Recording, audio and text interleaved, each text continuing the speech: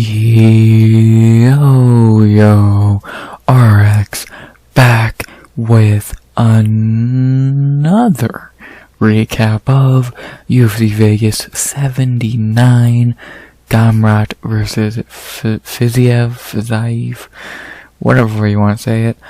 We back with another recap of a card that on paper was really good and execution was underwhelming, sadly underwhelming. It was not a bad card by any means. Like, I look at it this way. Was the card great? No. It's not to the level of, well, I'm just gonna compare it to Fight Nights. Was to the level of Max and Zombie, or, a card like that? No. But was it terrible? No, it's not to the level of, Max and Arnold Allen, or the, Andrade Blanchfield card, shit like that, those weaker, Fight Nights. But it was just very mid. It's like one of the most mid cards you'll ever get. You had really good moments on the card. You had some really, good moments, but you definitely had some duds in between. So, yeah, it's the most mid-tier card you'll find, especially for an Apex card. So, I'm happy they did build up an Apex card pretty well. They actually booked a lot of big name fights that, two of the fights could have easily been Fight Night main events or Apex Fight Night main events. So, I'm really happy they at least tried to build a pretty solid card, and in execution it was pretty fine. So, but yeah, not very much more to say. 11 fights in total, and yeah. Please like, comment, sub. 100 subs to go by the end of the year. As always, let's recap some fights. Almost a breakdown, which made no fucking sense. 11 fights in total, and like I said, ups, downs all around. And we began the night with a fight that was not great, but it was interesting. Very interesting in my opinion, at least. I know a lot of people probably people who watch this fight will just look at it and go past it, but I think it was an interesting fight. It was not a good fight, but it was interesting. As we have Montserrat Rodon versus Tamir Vidal. Very interesting fight. It answered a lot of questions about both fighters, to be honest. Very close round one. Vidal did do better work, and I think to get that round. I'm trying. Who did I score it for? I think I gave round one to Rodon, and then round two, not as close. I think that was more clear of a Montserrat round, and then round three was a clear Rodon round. That name feels weird. Rendon. Yeah, it was a clear third round for her. So, I think I had 29-28. But 27-8 Craze round one was pretty close, I think. And overall, Rodon did get the win, and one judge, funny enough, Chris Lieben, gave it to Vidal. I don't think that's insane, but you are pushing it very much. Vidal did do good work in the first two rounds, but round one's close, round two is also very iffy. So, I don't know, I could see it, but personally, I gave round 1 and 3 to Rodon. I gave round 2 for Vidal, if I remember correctly. I might be wrong. But, yeah, it was a very whatever fight, but it did answer some interesting questions. Now, with Montserrat. She's not bad, to be honest. For someone who has really only beat shit fighters in her first 5 fights, she looked really good here in her step up in competition. In her UFC debut, she looked really solid. Her striking looked decent. She doesn't have really a great power because she landed some really clean shots on Vidal and really didn't affect her. But she had decent striking. She throws like no kicks from what I remember. Maybe she threw a little, but like not great ones. and her ground game's actually pretty good. She like when it went to the ground, she was the clear better fighter, and she just had a really solid performance, a very solid debut. 34 years old and on her sixth fight, like that does seem like that does seem a little off, but fuck, like I said in the breakdown, that's not that bad of a thing, because yeah, she's 34, but she's not taking any MMA damage. She, like, I could be wrong, but I'm pretty sure I'm not. She's 34, but in fight age, she's more like 22, because she's taking no fucking damage. Like this, I'm not watching any of her other fights. I don't do tape study. I guarantee you this is the fight she's taken the most damage in, though. So, and she didn't take so much fucking damage. Most of the damage she took were leg kicks. Like, I think she had a black eye. I saw on her fucking, Twitter, IG, or whatever. But, besides a black eye and probably a sore fucking leg, she took, like, no fucking damage. So, and she overall had a really solid performance against a pretty tough debut fighter, on paper at least, and I have some interesting things to say about Vidal. But, yeah, 34 years old, and she looks like a pretty decent add to this, woman's bantamweight division, which I'll talk about, all the, women's bantamweight is actually really starting to fill up with interesting prospects. Like, actually, I'll just go into that right now, since I'm not doing fight ideas yet for this fight, but, right now, women's bantamweight has a lot of interesting prospects. Nora Cronoli, Irina Alkasheva, Montserrat Rodon,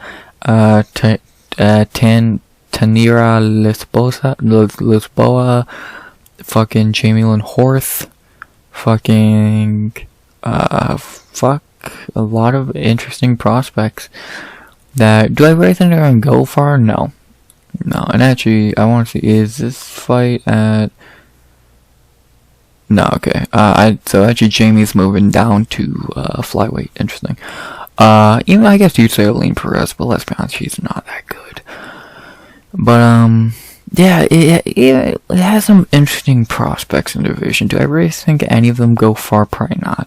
Like, Nora, Irina, Rodon, Lisboa, all I think are decent fighters, but, like, when you look over the women's bantamweight landscape, even against the 10 to 15 fighters, do you really think they beat Chelsea Chandler or Norma Dumont? Fuck no. So, but I think they could easily take up, like, let's be honest, Josie Nunez ain't that good.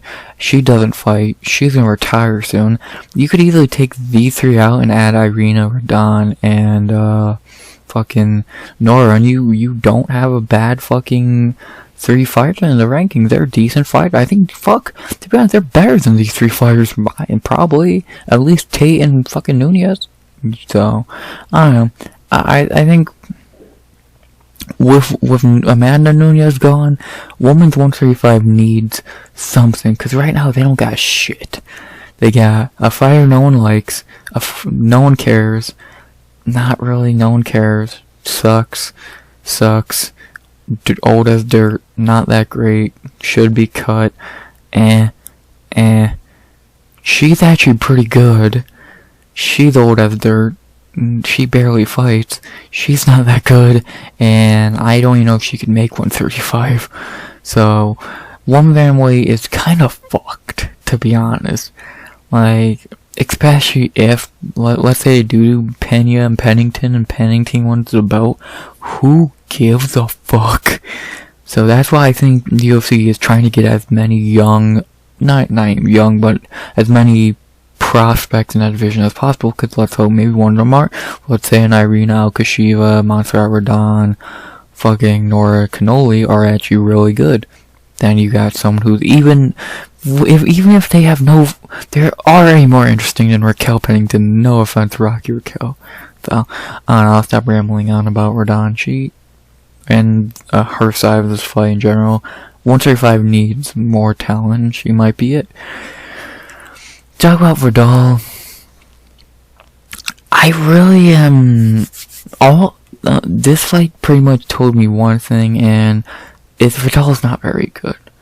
And I had that thought in the back of my head a little bit, but I was like, nah, she's probably pretty decent. But now after this fight, and it's like, yeah, she's not good. Yes, she had a first round knockout, Romana Pascal. She lost. She had to win by DQ to beat Aline Perez. So, who again? I don't think Aline Perez is good in the fucking slightest. So yeah, Vidal's not good.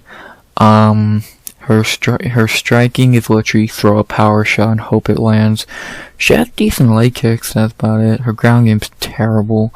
So yeah, not much to say about Vidal. She's just a failed prospect. I thought she could have been interesting in this division, but she's just not that good. I see her probably having maybe 4 more UFC fights, because they'll probably have her fight. Fuck it, if I would like to see a rematch Aline. I think it'd be interesting, but yeah, she might win one of her next 4 and get cut. To be honest, like, you could easily feed her to one, like Irina, Nora, or someone else you're trying to bring in, like let's say someone off Contender Series or some shit. So yeah, she's not very good, and very disappointing performance and with Vidal here. So yeah, and not much to say. I had a weird feeling about this fight. That's why Vidal was not my lock of the night. Like, she on paper probably could have been one of the locks of the card. But you see why, I just had a weird feeling about this fight, and that's why I did not call Vidal a lock. Weird feeling. Nothing I saw Rodon could win. To be honest, I was not very, I thought it was more a 90-20, or 90-10, my bad, clear for Vidal, but that was one I did not know how good Rodon was, so yeah, not very much more to say, besides, who should they fight next? For Montserrat Rodon, I like one fight, I think, and that is Nora Cannoli. I think it'd be a very interesting fight. Both are coming off decision wins against okay fighters. Nora's a little more questionable, and why not? I think it'd be a very interesting fight. Someone moves up, someone moves down. Let's see who's really good. 2 strikers. I really don't see this fight hitting the ground much, and I think it'd be an entertaining fight. I know, a part of me thinking, I really don't want to see either lose, 'cause that really drops one, but you gotta have them fight each other eventually. So, yeah, and, I really don't know who Rodon could fight that's, a veteran in that division. Jocelyn Edwards is always there. Stephanie Egger, she beat up Haley Cowan, but besides that, who you got? The division's really just small. That's another thing, it's a really small division, so. But yeah, I like that fight. Nora and Rodon, I think it'd be a very interesting fight. I would be excited for it, so, yeah. And then, to talk about Vidal, I really don't know who she could fight. She could fight Jocelyn and get back on track. I say just let her beat up Haley Cowan. It'd be a pretty easy win, gets her back on track. Or she can fight someone coming off the Contender Series. Either way, I really do not care. And, yeah. Not very much more to say. Really solid debut performance by Montserrat Rodon. And, yeah, I'm not that impressed, more than I'm interested to see where she could go, because I think she does have potential. She's still very green. I think she would clearly lose to a lot of fighters. But, I think if she can get better, I don't know what fucking gym this is. But, yeah, if she can get better, I think she'd be a very intriguing addition to this division. So, yeah. And, who should they fight next? I like Montserrat Rodon versus Nora Cannoli. And for Vidal, fight someone, probably Haley Cowan. Yeah, Rodon and Cannoli, I think would be very intriguing fight. Would be a really good fight on the prelims. Let's say the next Paris card, or if they do a card in, or another for Mexico card. So, yeah, either way, I think you got a pretty good fight there. And yeah, very impressive debut for Rodon, and let's see how she does. I wasted 14 minutes on that fight. Crazy. Let's talk about our next fight, the second female fight of the night, in another decision. This one a lot more clear, and it's a little better of a fight, I guess. And we have Mizuki versus Hannah Goldie. not really much to say about this fight. Round 1 clear for... no, it was a close round 1. Mizuki did better work in it, I think, and definitely took it. She hurt Goldie late with a knee to the body, like with maybe 20 seconds left. In round 2, the closest round of the fight, I think Goldie did take that round. But then in round 3, Mizuki came out and just was the better fighter and took that round, I think, pretty clearly. So yeah, clear, I would say 29-28 for Mizuki. You could maybe give 30-27, but yeah, actually, that's funny that all 3 judges gave Goldie a different round. I agree with Kumicho right here. I think he had it right. Either way, yeah, Mizuki won that fight. There's no way you really could give that fight to Goldie more than maybe 1 round, and that's even being pretty fucking generous.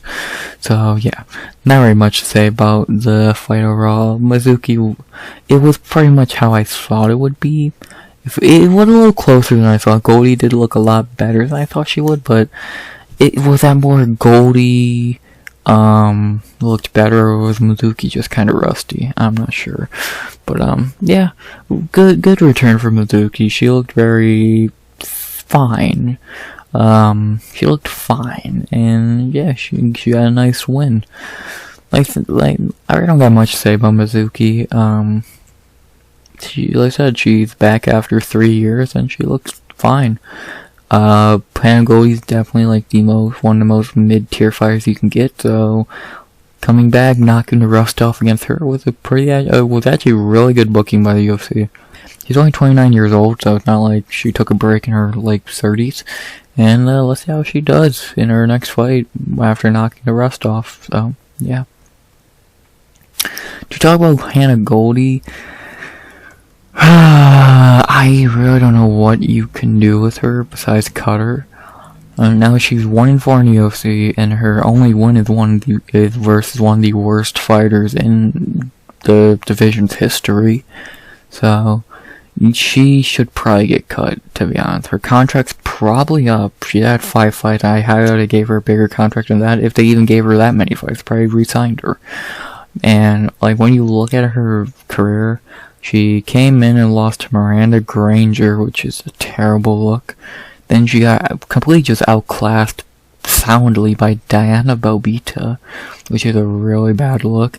Yeah, she beat Emily Whitmire 2 months later, but again, Emily Whitmire's terrible. Then she got ran through by Molly McCann, which that's not a good look ever. And then she lost a pretty clear fight to Mizuki.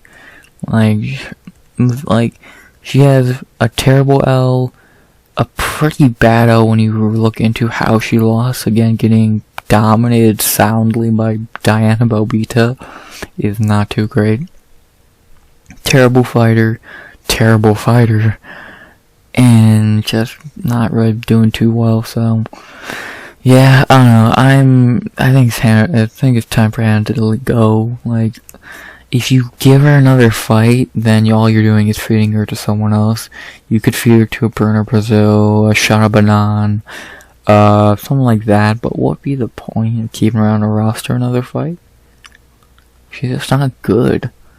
Like it's obvious why she got a contract on Contender Series off a decision win that I did not see, but I guarantee you I know how or when. It's pretty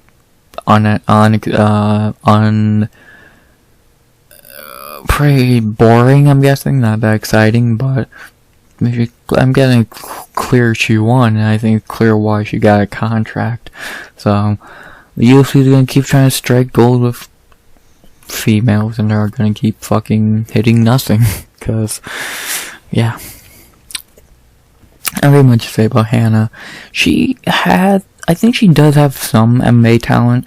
Her grappling is fine. Her striking can be better, but overall, she's just not that good. And if she actually had her mind fully on MMA and not fucking OnlyFans, I think she'd be a pretty decent fighter. But she just doesn't care that much, and it shows. So I think it's time to cut her. Yeah, really not much more to say besides, yeah, she's not very good. But besides that, let's talk about who they should fight next. For Mizuki, I got one fight in mind. I think this fight would be really, really good. Mizuki versus Yasmin Hawagui. That'd be my reasoning behind this is Yasmin is coming off a loss. Not a bad one. Denise Gomes is really good. But coming off a loss, and I think she does need to fight down a little bit to bounce back. Would be a better fight in general, and just at a get back on track fight than Mizuki. Another really good striker. It's going to be on the feet for 15 minutes, and let's see how good Yasmin really is against a solid striker. Again, she already fought Yasmin, who's a great striker. Let's see how she does against Mizuki, who's a really decent striker. So, I think that'd be a good fight to make. UFC likes Mizuki, that's why she's fighting Amanda Lemos in her second fucking fight. And, yeah, let's fucking see her fight Yasmin. I think that'd be a really good fight. And like I said, for Hannah Goldie, just cut her. Like, what are you really gonna do for her? Unless you're gonna feed her to someone, which, what's the point? Like, what even is she? Jesus Christ. I really don't see the point of keeping her around. Again, she's just not that great. Like, who are you really going to feed her to? Fucking, like, she just got contract off Contender Series. You could do that, I guess. You got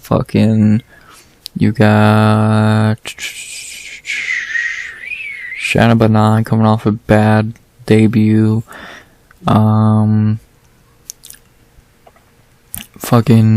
She just got a contract on Contender Series. Melissa Martinez coming off a loss. Her debut, like, you could do any of those. Fucking Josephine Knudsen, but what's the point? So just cut her. She can go to Bellator PFL if she even fucking wants to or needs to. So yeah, not very much to say about this fight. Not a great fight. It was better than the first fight, but it's not that great overall. And overall, good return for Mizuki. And who should they fight next? I like Mizuki versus Yasmin Hawagui. And Hannah Goldie needs to get cut. Mizuki and Hawagui, I think, would be a very good fight. So book it. Not very much more to say. Good return for Mizuki. After that, we had to heavyweight for a fight that was actually pretty good, weirdly. Shockingly pretty good. As we have Mohammed Usman versus Jake Collier. Really good fight. In round one, Collier hurt Usman bad a few times. I was able to hurt him and win the round, I think. But then round two, Usman was able to really wake up and do good behind his jab, strike really well. And in round three, it was 1-1, I think, and Usman was able to get it to the ground and just wrestle off the round and win. And he walked away with the W. Very good fight. Again, weirdly, a really good fight. This judge is stupid. Jake, no question, won the first. But yeah, Usman took the last two. Excuse me. Usman showed heart in this fight. Like he did in the Tafa fight. He showed a good heart. He showed heart, the decent chin. Not going down. He still has not been knocked down in his career yet, in his UFC career, which is a little crazy that he's fought two pretty, just a tough one that didn't get knocked down, and he got rocked here pretty badly a couple times. So, but yeah, Mo had a really good chin, and yeah, he's not been dropped yet. Of course, his wrestling is great, but he didn't use it till the third round. Weirdly, really good jab, of course, and he's not a terrible fighter, but he's not going to be able to beat a higher a higher level heavyweight. Like even him against a Waldo Cortez Acosta or Martin Boudet or even Carl Williams, he probably takes no. So yeah, he's just not that great of a fighter. Like, yeah, he's not terrible. Like, so he can beat your Jake Colliers and Zach Poungas, but he's not beating a better fighter. Like, he even beats like a Parker Porter, but again, DeRay, I don't see him beating anyone that great overall. So he's not a bad fighter, but he's not great. And he's 34 years old at heavyweight. Yeah, that's not too great. To talk about Jake Collier, not much to say. It's Jake Collier. He's shown some decent potential in his fights. He could have got robbed in this fight. He did get robbed in this fight. He probably didn't win this fight. I don't know. There's a world where he won 5 in a row here. He got this decision. He should have got this decision, and the fight and Chris Barnett was actually human and didn't get up somehow. There's a world where he's on a 5-fight winning streak, which is kind of crazy. He's not. He has the skill set. His striking's fine. His ground game's okay. It's just his gas tank fucks him. So, I don't know. Jake's just not that great of a fighter, and I think it's finally time for him to get cut. He's lost 3 in a row, no question. Before he only lost 2 in a row here. He won the Arlovsky fight. But now he's lost 3 in a row. He's fucking 34, 13-10. It's time to cut him. You can't give him another fight. How could you? And against who? You've already had him fight all the fucking prospects pretty much. Well, you gonna give him to a guy coming off contender series for what? For what reason? So you got Parker Porter for that. So yeah, I don't know. Jake's just not very good, and I think it's time for him to get cut. He had a decent run. He did better than I expected him to do in a couple fights. He won a few, but it's time for him to go. So, and he'd go to Bellator easily. So yeah, not much to say. Dude's tough. Yeah, very tough dude, but yeah, it's time for him to go. Now, talk about who they should fight next. Not very much to say for Mo Usman. A fight I would love to see is him fight Justin Tafa, since Mo beat his brother, Junior. But it seems like Tafa already has a fight booked in December from what he tweeted something out, I think, yesterday. So, and they're gonna give him a ranked dude, so. But for Mo, I really don't know who he could fight. You got Parker Porter, he's always liable to get fed to a young dude.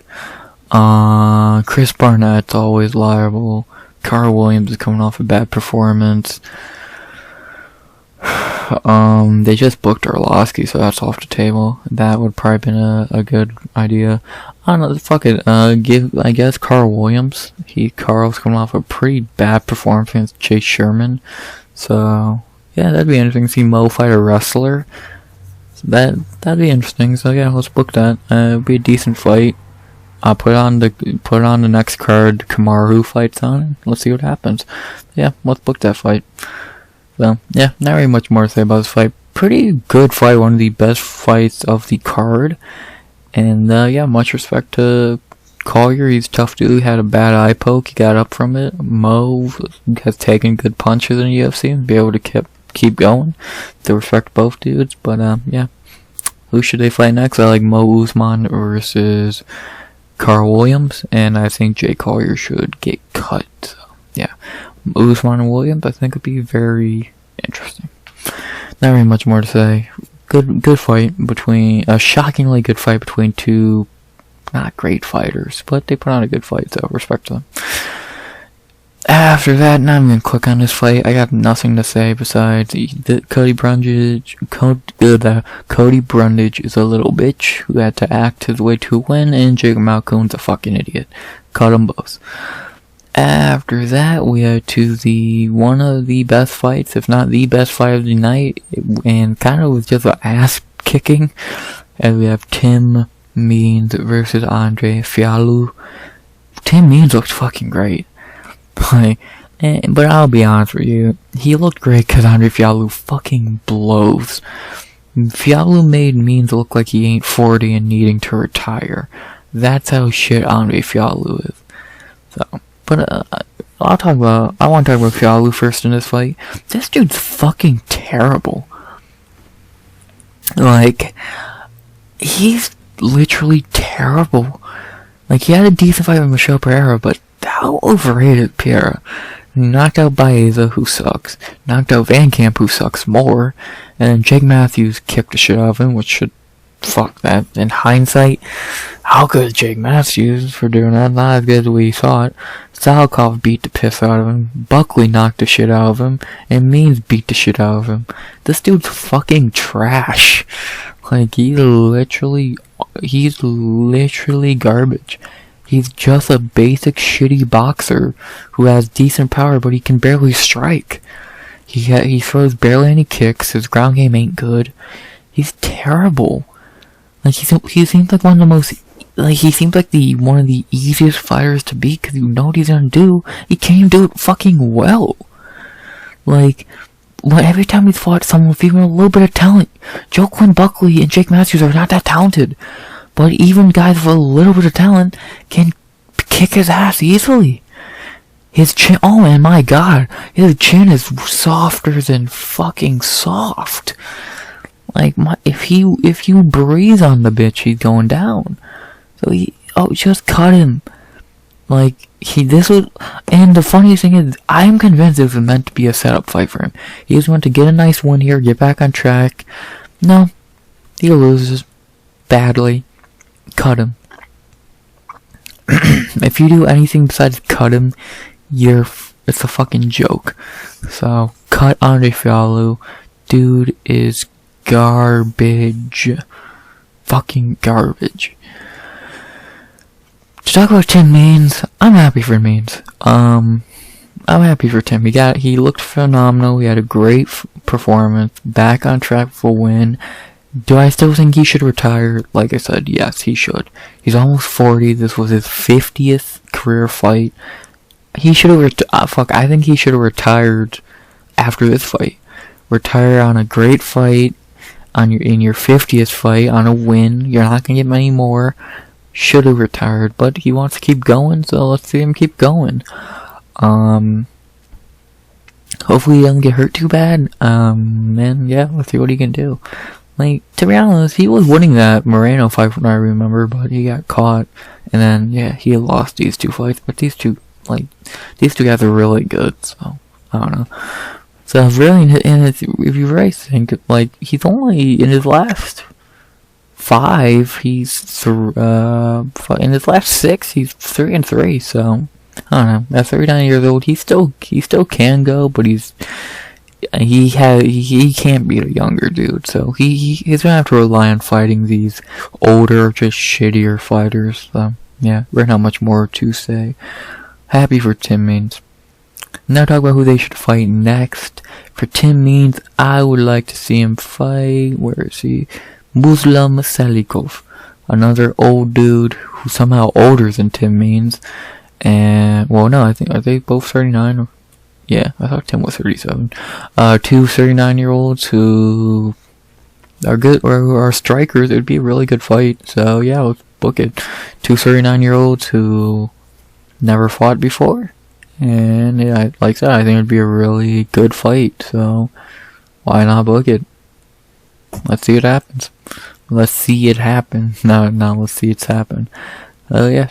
I think it'd be a really fun fight. Not really much more I can say. 2 39-year-olds who are entertaining fighters. Let's see them go at it. Not really much more to say besides that for this fight. Really fun fight. It won 5 of the night. It's really hard to debate between this and the next fight for 5 of the night.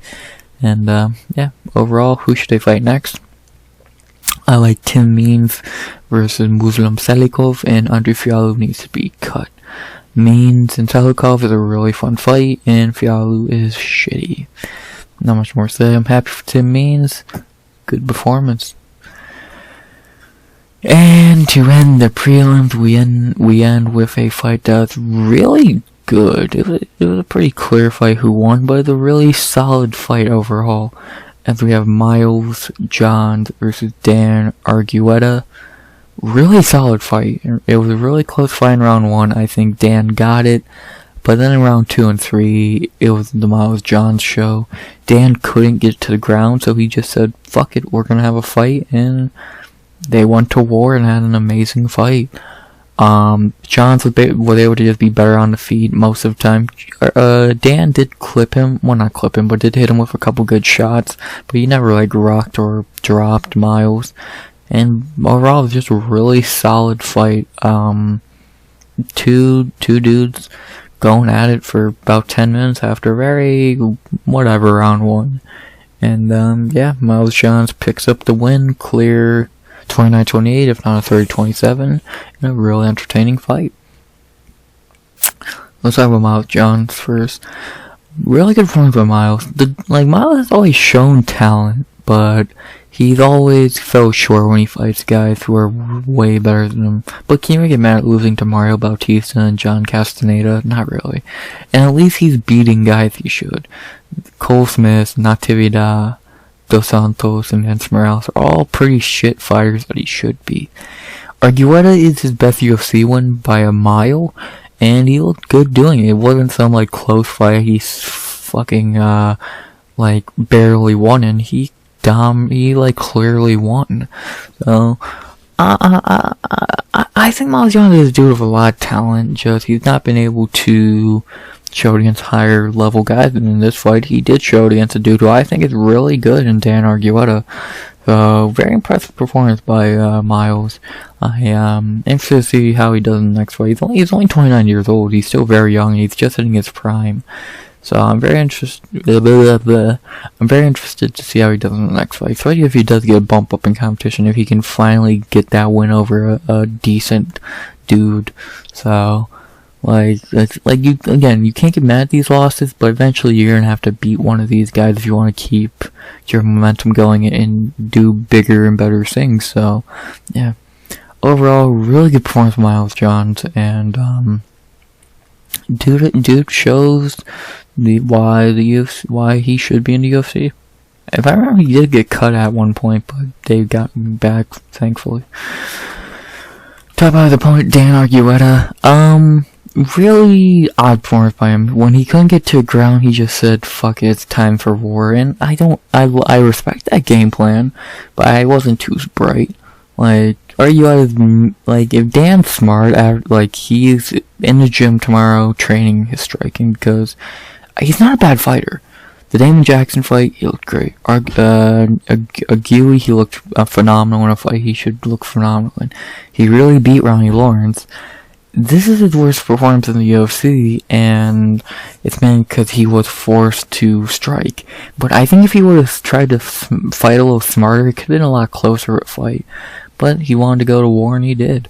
Yeah, I like Dan. I think he's a good fighter. He has a lot of potential. Only 30 years old. He goes to fucking Jackson Link, so he has good coaches. And I think he'll go back to the drawing board and come back better.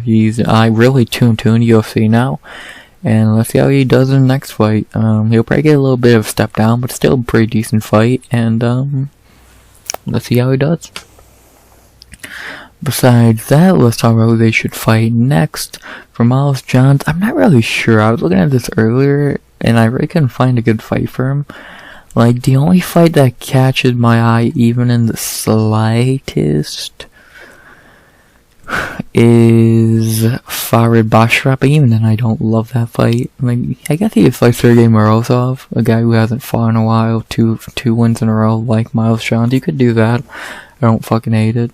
But besides that, I really don't see many fights for him right now. Maybe see what plays out. And yeah, Cody Garbrandt's right there. I get Farid or Morozov. Either fight's good and makes sense. But besides that, I really don't see anything else I'm a big fan of. And then for Dan, where is Dan ranked? Okay. For Argueta, there are some options for him.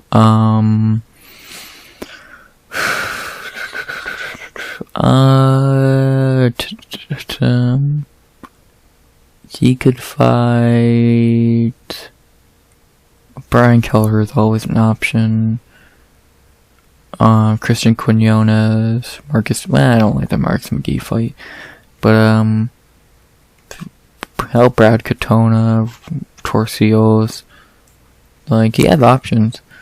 I I get fucking Damon Blackshear. I guess Christian Quinones, I don't hate. Or Brian Kelleher, either one's a fine fight. I don't know, like, both guys are pretty just, both guys pretty much just see who they fight. I really don't think it's, I really don't think there's a clear fight for either, so I won't give really a fight idea. Like, you could do those fights I mentioned, but you could do something else, so I'm not really seeing much. Let's just see what the UFC does, and overall, really great fight, and let's see who they fight next. Banger fight 10 of prelims. Those are the prelims. Not really much to write home about. The last two fights were really good. The Usman fight was shockingly good. And then the two female fights were very whatever. Nothing too amazing about them. So, but they weren't terrible by any means. So yeah, pretty okay prelim. But now we head into the stacked main card on paper. Not the greatest in execution, but it happens. So let's talk about the main card opener, which was pretty fine. Nothing really crazy happened. It was just pretty quick, good win. And we have Charles L. Jourdain versus Ricardo Ramos. A pretty, really not much to say here besides Jourdain. They did a little bit of striking, then became a grappling match, and after a while, Jourdain locked up the guillotine and got the win. Yeah, Ramos was shooting a pretty bad takedown when he kept getting his neck taken, and eventually it cost him the fight. So, yeah, really not much to say. It was pretty much the fight. Nothing happened on the feet, and then Jourdain subbed him. So, yeah. Dude, I'll start by talking about Charles Jourdain. He's, in his last two fights, he's really put away the war fighter for a very technical, smart fighter, which kind of sucks, but it's also cool to see at the same time. Really shows that he can be both, and he does have talent. He's not just a crazy dude who has wars. He actually has a lot of talent. He's just fighting smart now. Jourdain's always a dude who I think has had talent. He's just had really ups and downs in his career. Like, this crazy, he beat Duo Choi in Korea, I believe, but then he lost to Feely. Then he comes back, he beats Rojo, he loses to Irosa, he wins 2 in a row, he loses to Burgos and Wood. Now he wins 2 in a row again. Can he get that third one and get closer to the rankings? Like, Jourdain is a dude with talent. He's 27 years old, he's very young still, he's getting better, clearly. And this Jourdain that fights smarter is actually a little bit scary, to be honest. Because we know at any moment, if he needs to turn into a war, he can. So, and he can do good in that war. Like, dude has a pretty good chin. He's just really good in wars. And we know now that he can have a war or a technical fight. Like, that's one reason he lost the Wood fight, because it was a technical fight. But clearly he went back to the drawing board and he came back a way better fighter. So, yeah. Really solid performance by Jourdain here. And I'm really interested to see how he does in his next fight, since he kind of became a smarter, better fighter. So, yeah, very solid performance by Charles Jourdain. Talk about his opponent Ricardo Ramos, and really not much to say. I think we know what Ramos is by now. He's not really anything special. He's entertaining. He has some nice knockouts on his record. He's a decent fighter. Just he's never going to be able to crack that higher echelon of the featherweight division, which he's not really anything to be mad at. Like, in all his losses are to get like I said in the breakdown, he's lost to only good fighters. Saeed, Lerone, Zibera, and Charles Jourdain. He's only lost to good fighters, and he beat all his wins are against guys he should be beating. So, he's not a bad fighter, and I don't know how the fuck he made 135. He looks like he can barely make 45.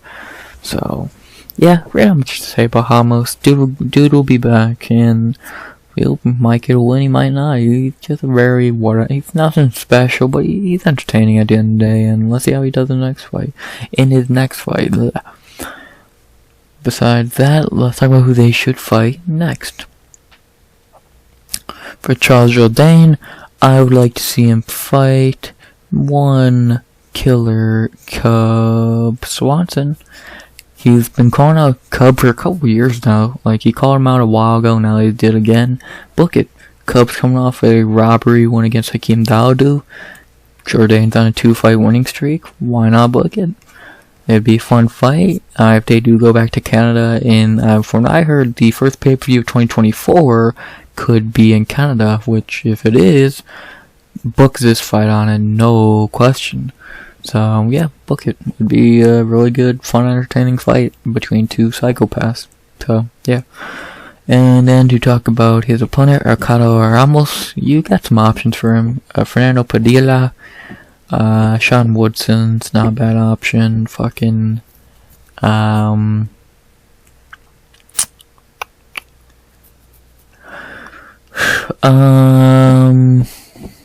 Gomez would not be bad. So you got some options for him. I really don't think any of them are bad options. So yeah, we'll just see what they do with Ramos. There ain't no clear fight for him, but any of them work. And yeah, he'll be back. So not much more to say about this fight. Really quick and underwhelming fight, but overall really good performance by Charles Jourdain.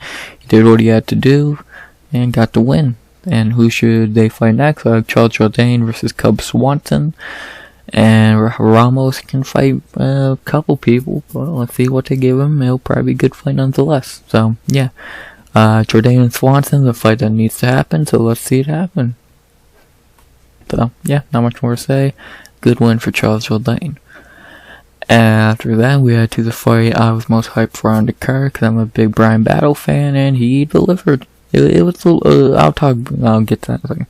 But, our next fight is, of course, Brian Battle versus AJ Fletcher. Really weird fight. In round 1, it was a really technical fight. Battle was trying to fight at range, very smart, and Fletcher really couldn't get in on him.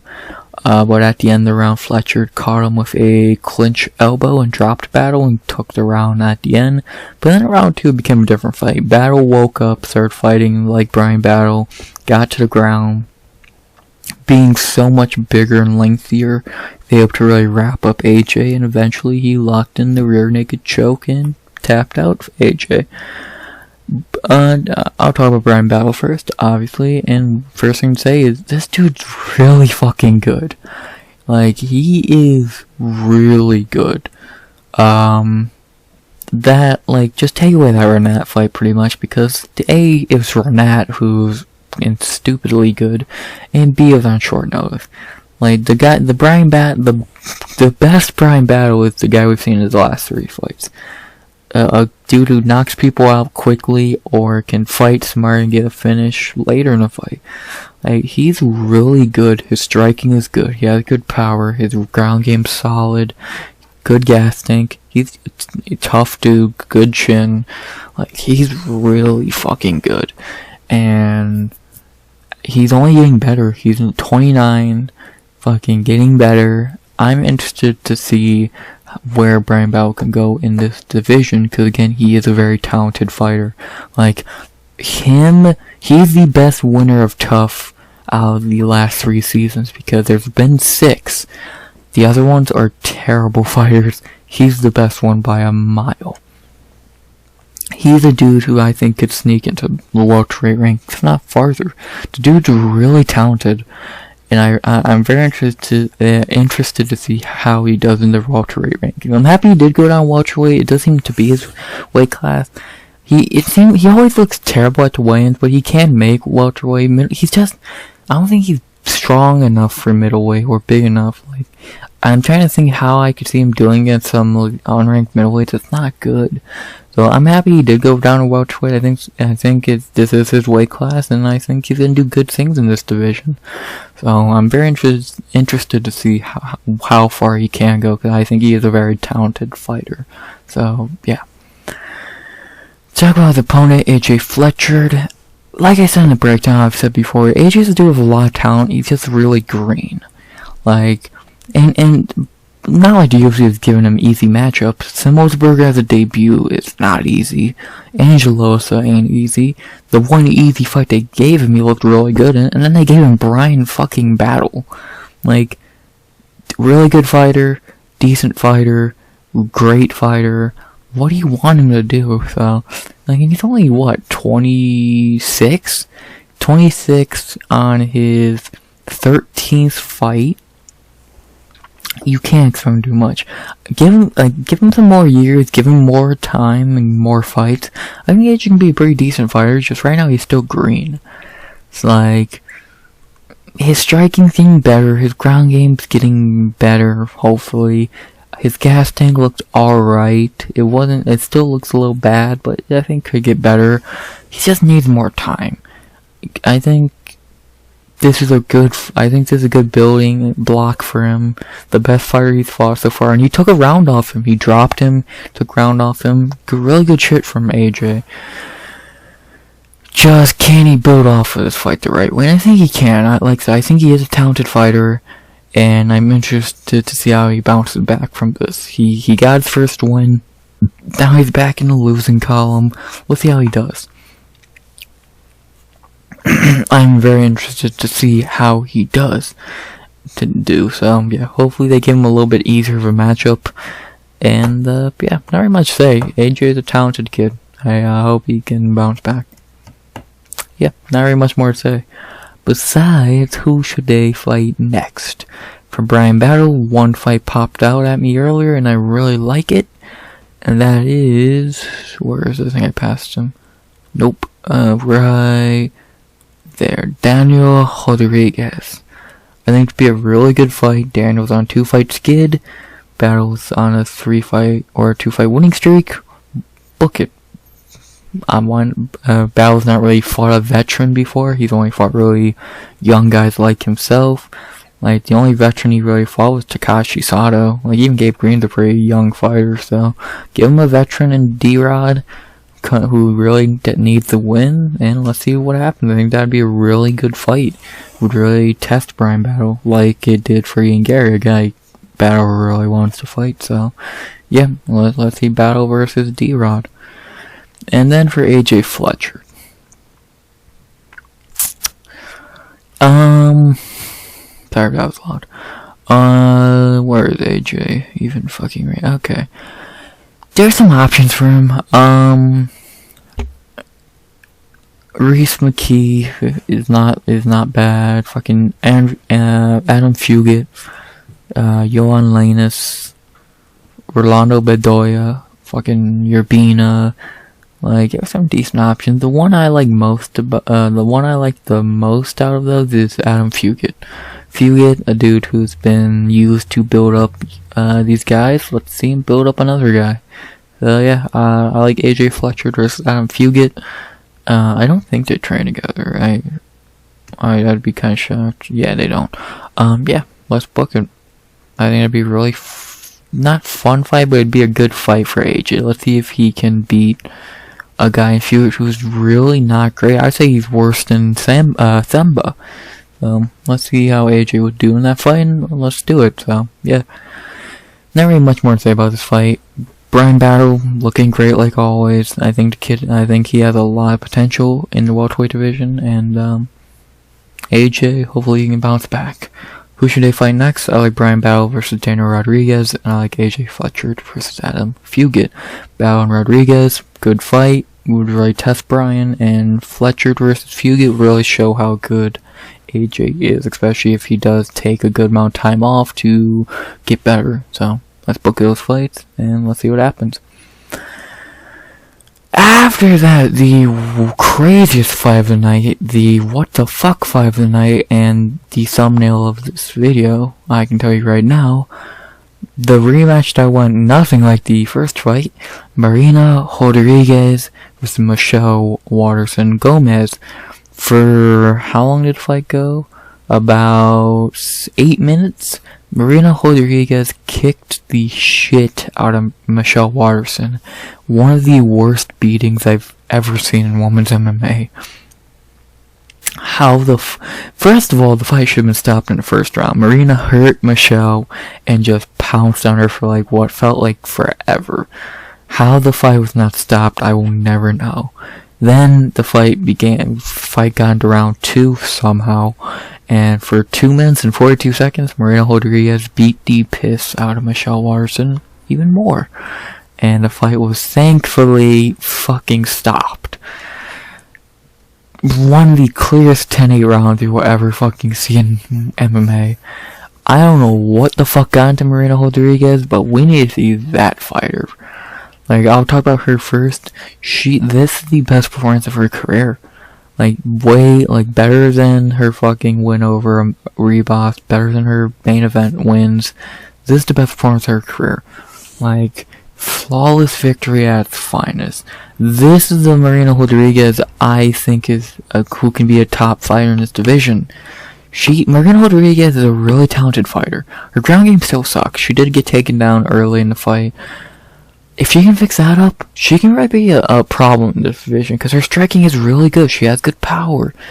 She has really good length. She's a very lengthy fighter. She is fucking terrible at her ground game. If she can fix that up, she's gonna be really good. Like, this is one of the most dominant performances I've ever seen in women's MMA, and I'm happy Marina got back on track in such an emphatic fashion. She needed this, to be honest. Like, if she was squeaked by Warson with another decision, it wouldn't look that great. The fact that she did this is like, okay, we know you're back now, and we're interested. Like, after coming off let's be honest, she really only took 2 L's in her career. This was a robbery. Her only 2 L's in her career against Lemos, who was really good, and Jandiroba, who's good on the ground. She needed to bounce back. This was her last chance. She bounced back, like, better than I thought she could or would. So, yeah. Amazing performance by Marina Rodriguez. I don't know what got into her, but she was pissed, and she wanted to fucking kick some ass, and she did. I'm happy she's back in the win column. I'm happy she's back to being a beast. That's Marina Rodriguez I became a fan of. And to talk about Michelle Watterson, not much to say. She's a shit fighter like always, and she really should be on a 7-fight losing streak, because this was a robbery. Hopefully, I highly doubt they do, but hopefully the UFC finally cuts her. No one cares about Michelle Watterson. She's a terrible fighter who is 38 years old, 37 years old. I would say she's washed, but that would mean she's actually good at some point. Cut her. Take her out to fucking rankings, first of all. Please. How the fuck is someone 12th when they're on a 4-fight losing streak? At least you took Tony out to fucking rankings. How is she still ranked? And cut her. Please. She is trash. Her last one was in 2019. So, cut her. Go away. Not much to say. But the only thing left to say is who should they fight next. For Marina Rodriguez, I really don't know. Because I was looking at this earlier, and I was breaking it down. Who could she fight? No. Like, let's be honest. She already beat. She called out Tatiana Suarez. That makes no sense, and don't do that. Tatiana's gonna fight the winner of Jan and Whaley. Already fought. She's already booked. Already fought. Booked, maybe just beat, booked. Well, actually no, but not booked, but I doubt it, and I doubt it. The only fight that makes any sense right now would be Ricci, and even then, I don't love the idea of Marina fighting down after that fight.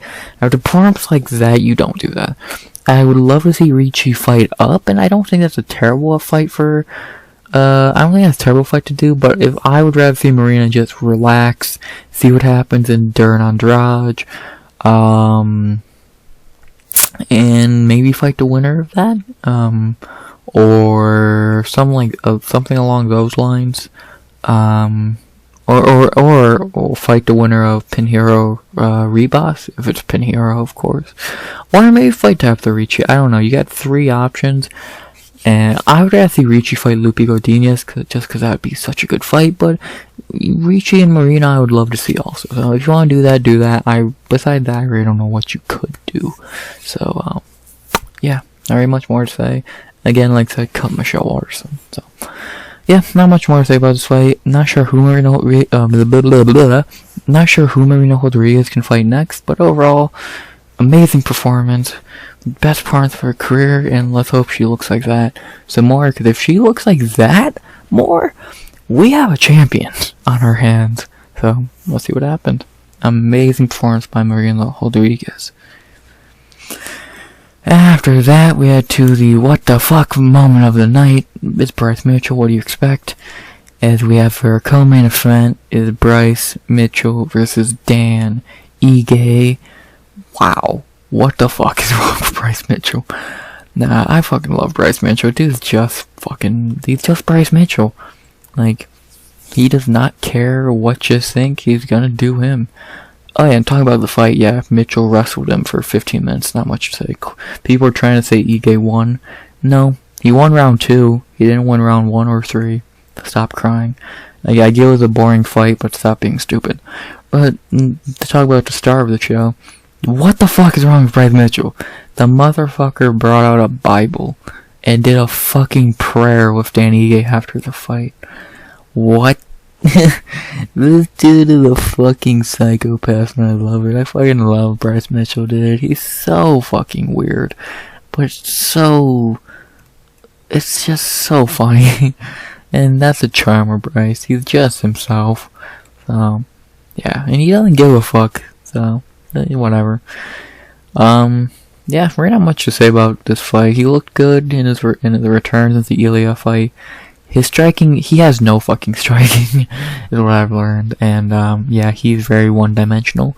But who cares? He's entertaining to hear talk and do his thing, so, yeah. Talk about who they should fight next. For Bryce Mitchell, I think he should fight Josh Emmett. I think that fight makes the most sense. Giga can fight Evlaev, Cater, Ortega, Allen, Yair can all sort out who they can fight, but I think Bryce should fight Emmett. Emmett probably should just retire, so let Mitchell get one quick win off him, get higher in the rankings, get a good win, and yeah, go from there. For Dan Ige, it's Dan Ige. He's gonna win some, he's gonna lose some, who cares? He could fight Lerone Murphy, I don't think that's a bad fight. He could fight Alex Caceres. JSP's always there. So he has a couple options. He could fight JSP, Lerone Murphy, or Alex Caceres. Either one of those fights work. And, yeah, Dan Ige is gonna be Dan Ige. Nothing new. Not much to say about this fight besides what the fuck, Bryce Mitchell. He's gonna be part of the thumbnail too. Like, I forgot about this until right now. Yeah, it's gonna be him and Marina in the thumbnail because those were the highlights of the card, so, yeah. Not really much to say. Who should they fight next? I would like to see Bryce Mitchell fight Josh Emmett, and Ige can fight a handful of people. Let's see who they book. Mitchell can get a nice win off of Emmett, probably, so, yeah. Not much to say. Happy Bryce got back on track, and he's so nasty. Bryce is gonna be Bryce. Nothing more to say. And now for the main event of the evening, which sadly ended in the lamest way possible. We have Mateusz Gamrot versus Rafael Fiziev. Disappointing ending. Round 1 was actually pretty good. Close round. Could have won either way. I scored for Gamrot. Seems like no one else did. But then halfway through, not even halfway through second, 2 minutes in, Fiziev blew out, tore his ACL, throwing a body kick. So, yeah. Of course, the fight couldn't continue, and that was it.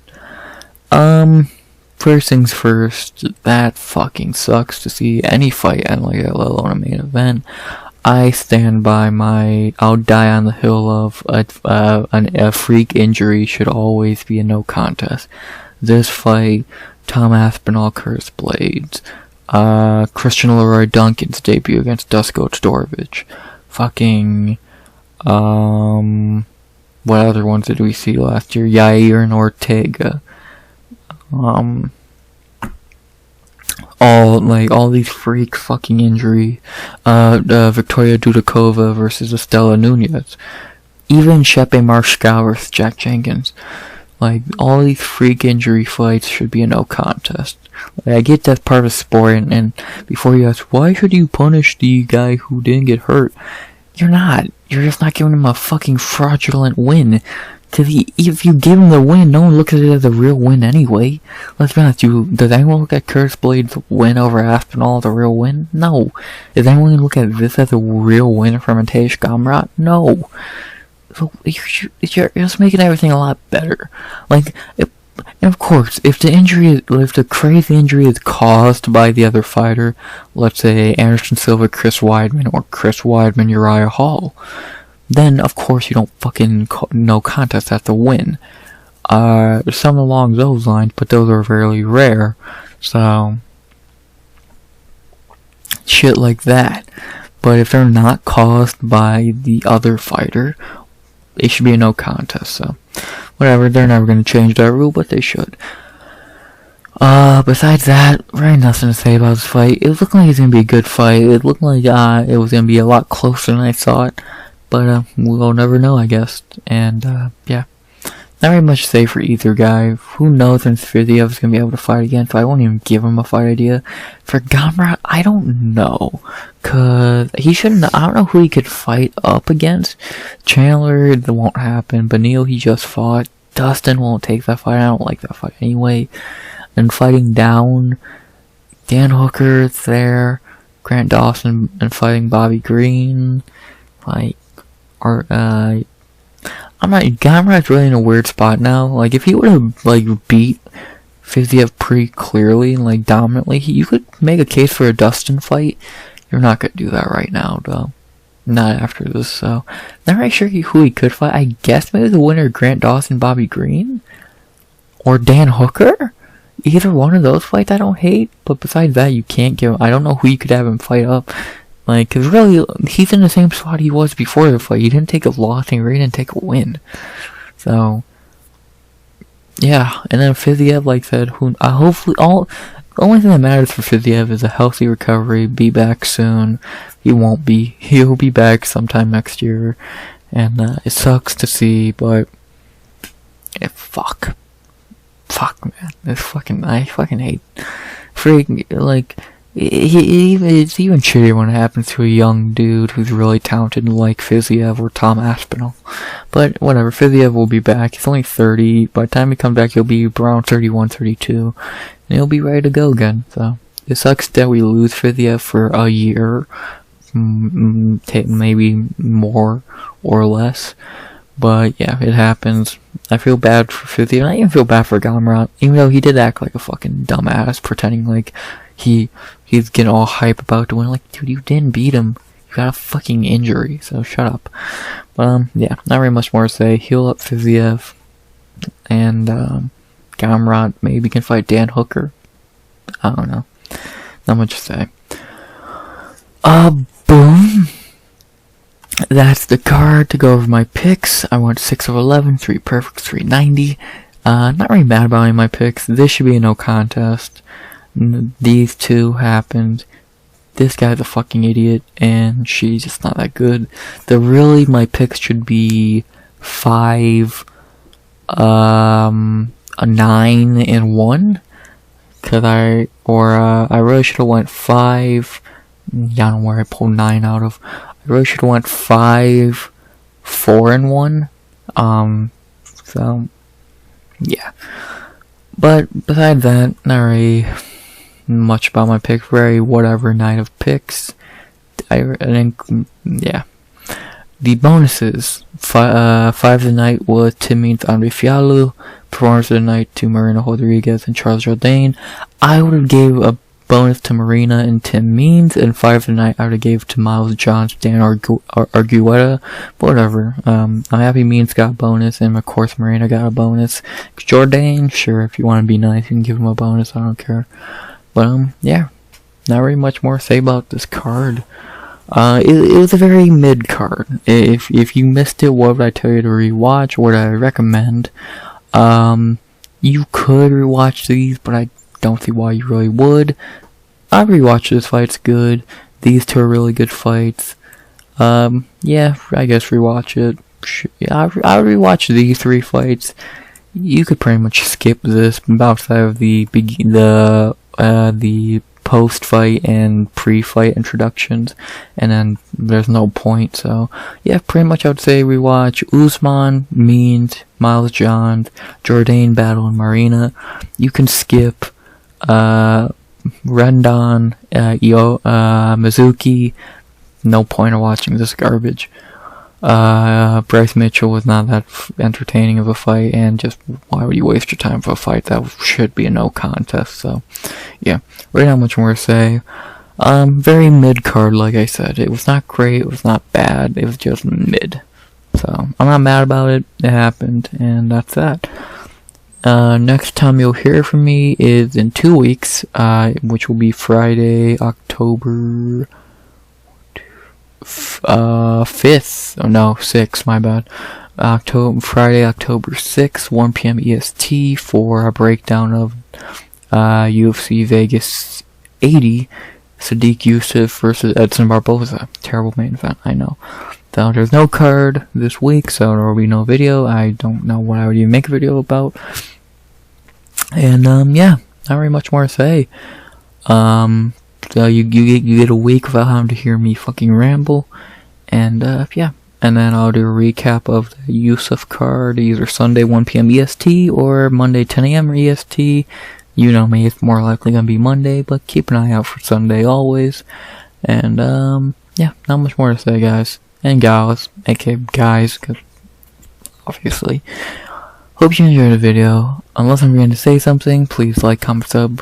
100 subs goal by the end of the year.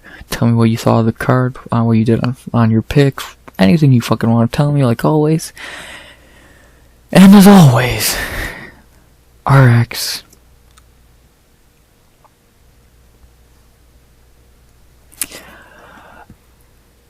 Out. Time to pray with Bryce Mitchell.